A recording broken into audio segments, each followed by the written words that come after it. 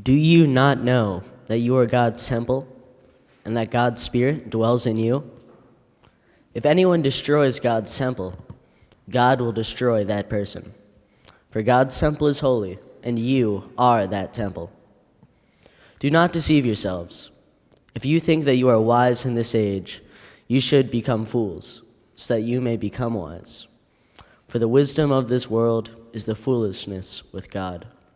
For it is written, He catches the wise in their craftiness. And again, the Lord knows the thoughts of the wise, that they are futile. So let no one boast about human leaders, for all things are yours, whether Paul or Apollos or Cephas or the world or life or death or the present or the future, all belong to you.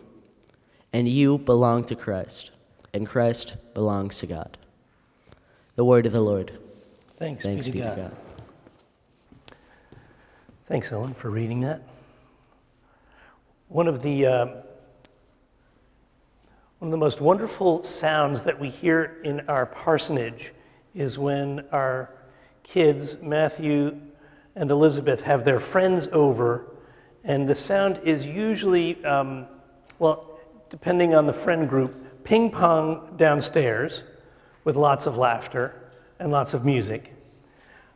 But then around Halloween, there's the sound of teenagers gathering in our TV room and watching horror movies and screaming at the top of their lungs and then laughing. And I've learned a term that Elizabeth uses sometimes. It's called a jump scare, that they're watching some scary movie and it's so scary that they all jump and then they laugh. I don't know about you. I don't like watching horror movies. I have enough fears of my own. I don't need to.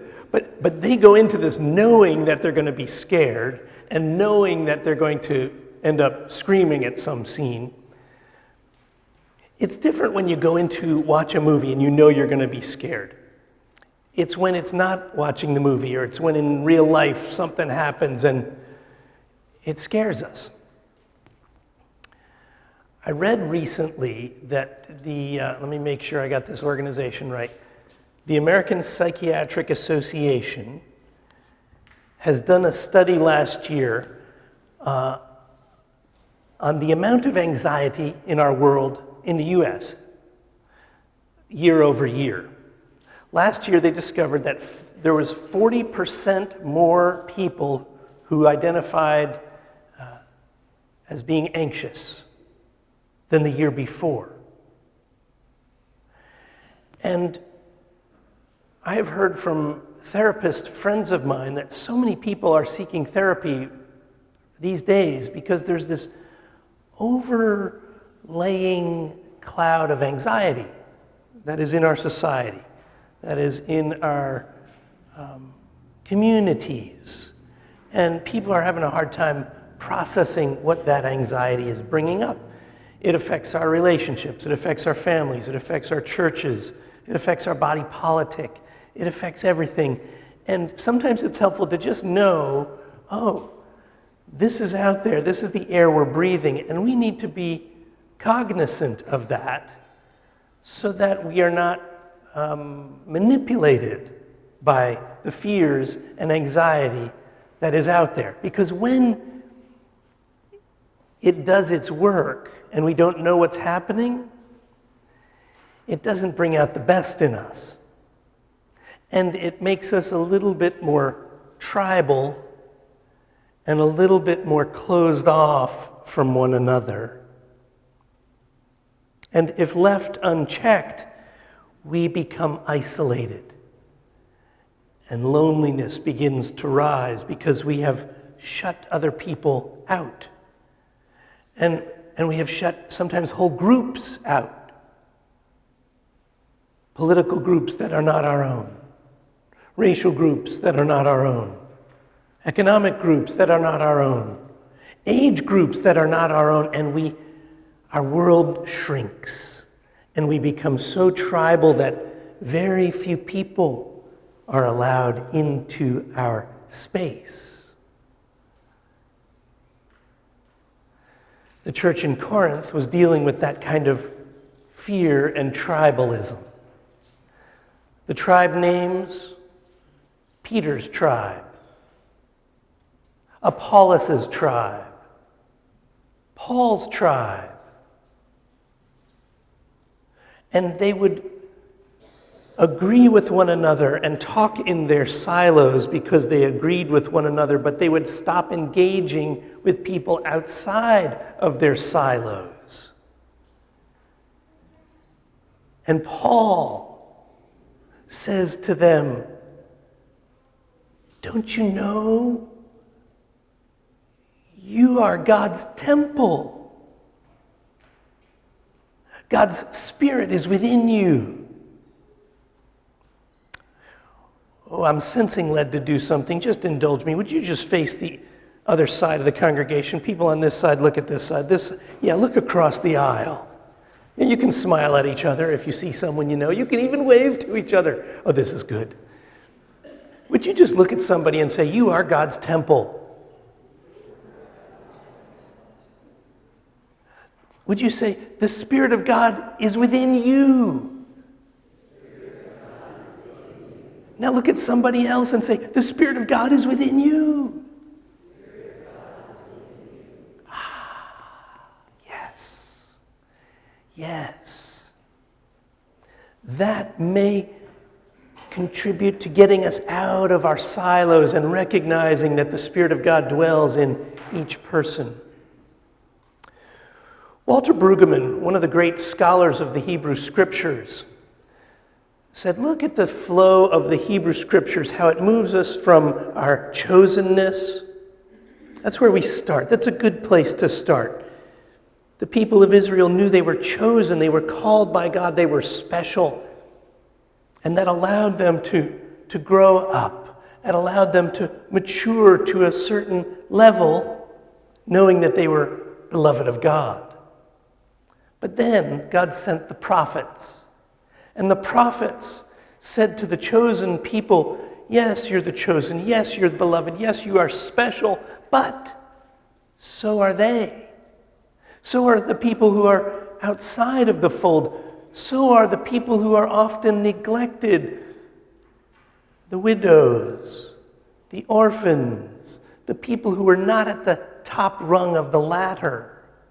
And the prophets critiqued the people of Israel and the rulers of Israel and the kings of Israel and said, yes, you're special, but you're not all that. And you can be more. After the prophets, which followed the law and the message of chosenness, then we read in the Hebrew Scriptures the wisdom texts, such as the Psalms, such as Ecclesiastes, where we can hold things in tension, where wisdom is more accessible. Walter Brueggemann says, until we go through the first stage of knowing we are chosen, knowing we are beloved, and being able to be self-critical, we can't get to wisdom.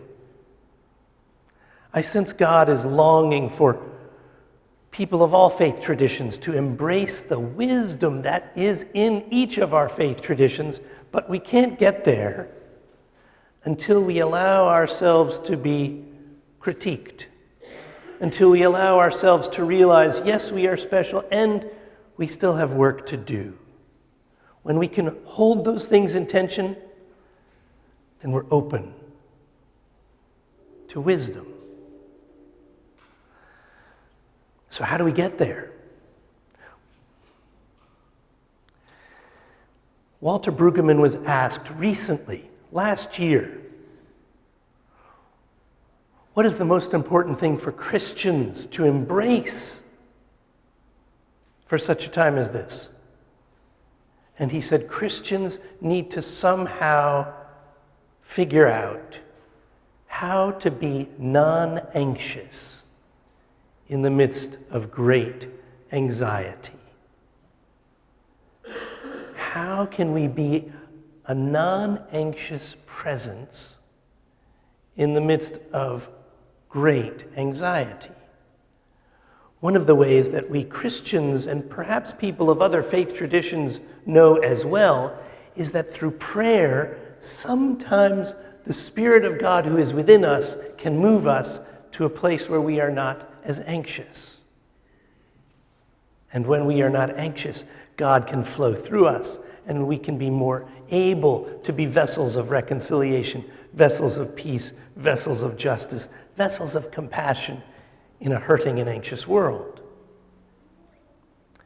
I want to lift up a scripture that is not in the lectionary today, but as we are beginning to look at our Lenten life together, our Lenten disciplines, I lift up Matthew chapter 6, verse 6. And there are whole schools of prayer written about this verse. Jesus says, "Go into your room and close the door and seek your Father in secret. And your Father who sees you in secret will reward you." Now, biblical archaeologists will tell you that in most homes built at the time when Jesus lived, had one room for the whole family, one room for sleeping, the same room for eating, the same room for sitting together, the same room for welcoming guests. There was no separate room that Jesus was talking about. The room was within us. The room was the temple within us where God dwells. The indwelling presence is what many call this. And Jesus was saying, go into that space within you and close the door. And don't listen to anybody else, but be aware of God's presence within you. I think there's a Sunday school class today talking about contemplative prayer. The psalmist says, "Be still and know that I am God," in verse 46, chapter 46, verse 10 of the Psalms. So Jesus says, go into that room and seek God in secret. And the God who sees you in secret will reward you. Now that, I have found, is a lot easier to do with groups of people who seek silence together. It is very hard to do in our own homes or in our offices when there's all sorts of demands on our list of things to do. And we get into that silent space, and part of me at least thinks, oh, I've got so many things I should be doing right now.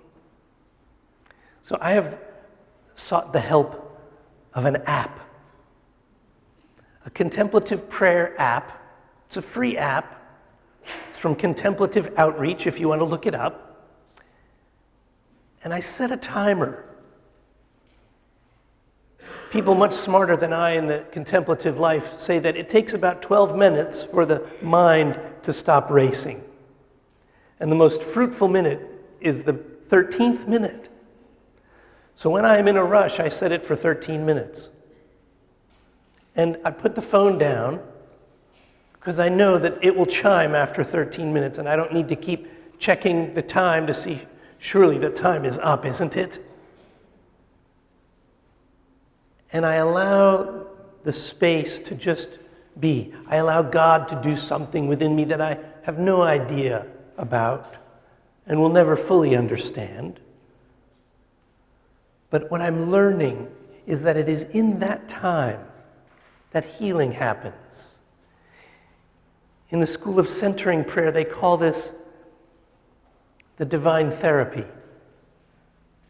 The divine therapy, where God, the indwelling God, heals the wounds of a lifetime if we continue to avail ourselves to the indwelling presence of God And when our minds wander, to not kick ourselves, but to just keep bringing ourselves back to that inner room that Jesus invites us into.